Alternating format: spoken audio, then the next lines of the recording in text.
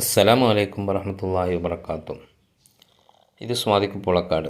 തെക്കൻ കേരളത്തിലെ ഏറ്റവും പ്രശസ്തമായ മക്കാമുകളിലൊന്നായ തങ്ങൾപ്പാറ മക്കാമിലേക്ക് ഞങ്ങൾ യാത്ര പോയ ഒരു ചെറിയ വിവരണമാണ് നൽകുന്നത്. പാലക്കാട് നിന്നും രാത്രി 12:30-ക്ക് ഞങ്ങൾ ട്രെയിൻ കയറി കോട്ടയം റെയിൽവേ സ്റ്റേഷനിൽ പുലർച്ചെ 4 മണിയോടെ എത്തിച്ചേർന്നു.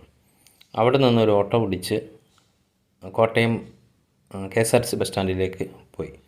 അവിടെ അടുത്തുള്ള താജ് ഹനഫി ജുമാ മസ്ജിദിൽ സുബഹി നിസ്കരിച്ച് അവിടെ നിന്ന് തിരിച്ചു വന്ന് KSRTC ബസ് സ്റ്റാൻഡിലെത്തി. അവിടെ നിന്ന് വാഗമണ്ണിലേക്കുള്ള അടുത്ത ബസ്സിൽ കയറുകയും ചെയ്തു.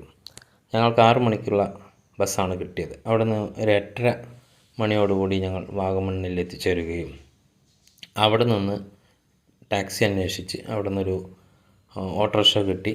അവിടെ നിന്ന് ഒരു 300 രൂപ കൊടുത്ത് ഞങ്ങൾ തങ്ങൾപ്പാറ മക്കാമിൽ എത്തിച്ചേർന്നു, കോലാഹലമേട്ടിൽ എത്തിച്ചേർന്നു. അവിടെ നിന്ന് ഏകദേശം കുറച്ച് ദൂരം നടന്നു വേണം നമുക്ക് ഈ മക്കാമിൻ്റെ അടുത്തെത്താൻ. തിരിച്ചും ഞങ്ങൾ അങ്ങനെ തന്നെയാണ് ചെയ്തത്. താഴെ ഇറങ്ങി അവിടെ പാർക്കിംഗ് ഏരിയയിൽ വന്നപ്പോൾ ടാക്സിക്കാരനോട് ചോദിച്ചപ്പോൾ അമിതമായ വാടക ചോദിച്ചു. ഞങ്ങൾ തിരിച്ച് നടന്നിറങ്ങുമ്പോൾ തിരിച്ചു പോകുന്ന ഒരു ഓട്ടോറിക്ഷ കിട്ടി. അവിടെ നിന്ന് 100 രൂപ കൊടുത്ത് ഞങ്ങൾക്ക് അടുത്ത സ്പോട്ടിലേക്ക് പോകാനും കഴിഞ്ഞു. ഈ മക്കാമിലേക്ക് കുറച്ച് ദൂരം കുന്നിൻ പ്രദേശത്തു കൂടി നമുക്ക് നടക്കാനുണ്ട്.